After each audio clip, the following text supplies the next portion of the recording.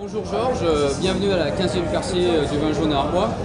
Aujourd'hui, vous officiez au concours pour le meilleur sommelier en apprentissage, donc on est ravis de vous accueillir. Par contre, présentez-vous, qui êtes-vous? Quelques mots, j'ai été meilleur sommelier de France, toute une longue vie dans la sommellerie, la restauration, meilleur sommelier de France en 80, président fondateur des sommeliers de Bourgogne et puis par la suite président des sommeliers de France durant 9 ans. Voilà. Et aujourd'hui, je continue toujours à faire de la formation. Si je vous dis vin jaune, ça vous évoque quoi? Pour moi, le vin jaune, c'est une grande histoire parce que j'adore le vin jaune. C'est un vin d'exception, je dirais qu'il sort un petit peu des normes de tout ce qu'on connaît dans le vin. C'est quelque chose d'assez exceptionnel et je pense qu'il mérite cette grande fête. Voilà. Donc je pense que vous en avez dans votre cave. J'en ai, oui, beaucoup de millésimes, de nombreux producteurs. Beaucoup de millésimes en plus. Ah, mais oui. Ah, ça serait bien.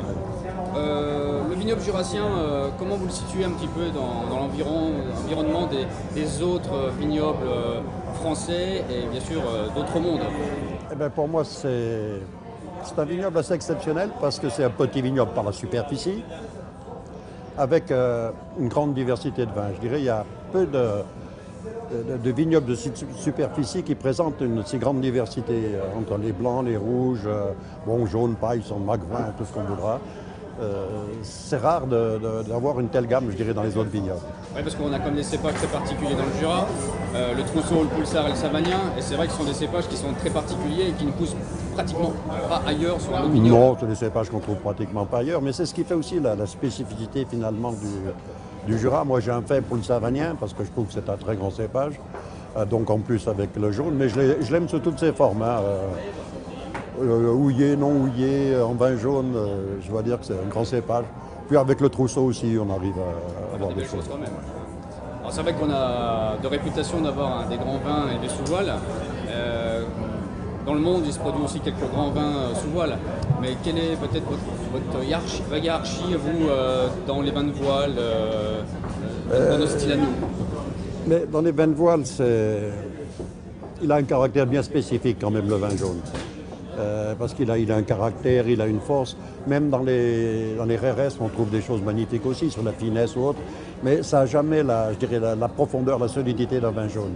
Ça n'a pas le caractère d'un vin jaune. On a un grand avenir alors. Oui, je pense là-dessus, ça restera. Je crois que c'est assez unique pour le Jura. On trouve d'autres vins aussi comme ça, avec des élevages un peu oxydatifs, même en Hongrie. Certains Tokai, c'était des élevages oxydatifs comme le jaune. Alors c'est vrai que chez nous dans le Jura, on mange toujours la couleur de vin jaune et puis le comté. Ouais. C'est vrai qu'on peut se marier aussi avec Oui, bon ça, à la longue, ça finit par être pénible même. Parce que vous demandez avec les vins de Savoie, qu'est-ce qu'on mange? On mange la fondure, la raclette, les choses. Dans le Jura non plus, c'est pas que les plats au fromage ou la crème, morille, les vins jaunes. Il y a une multitude d'autres plats qui peuvent aller avec ce type de vin. Donc on a une panoplie complètement diverse de gastronomie qui peuvent s'associer à ce type de vin. Déjà avec les vins blancs, parce que comme il y a tous les vins blancs, il y a des vins blancs qui ont de la puissance, qui ont du caractère ici dans le Jura. Il y a beaucoup de plats. Dès que vous avez des plats relevés avec des épices ou autres, les vins du Jura, ils font merveille, ils tiennent en face. Alors qu'il y a beaucoup d'autres vins qui s'écroulent. Est-ce que vous avez rencontré des réticences de dégustation, des gens qui n'étaient pas trop initiés au vin du Jura? Je pense que la plus grande réticence, c'est sur les vins justement à goût de jaune. Au début, on a du mal, quelquefois ceux qui n'aiment pas ça ont du mal à approcher. Donc il faut l'aborder par le Savagnin, je dirais, houillé, non houillé, et après le jaune. Et après le Château Chalon. Toujours à des crescendo quand même dans la qualité. Mais une fois qu'on s'est habitué... On va vous libérer parce que le résultat des candidats va être annoncé. Merci Georges et puis merci d'être un ambassadeur du Jura. C'est avec plaisir.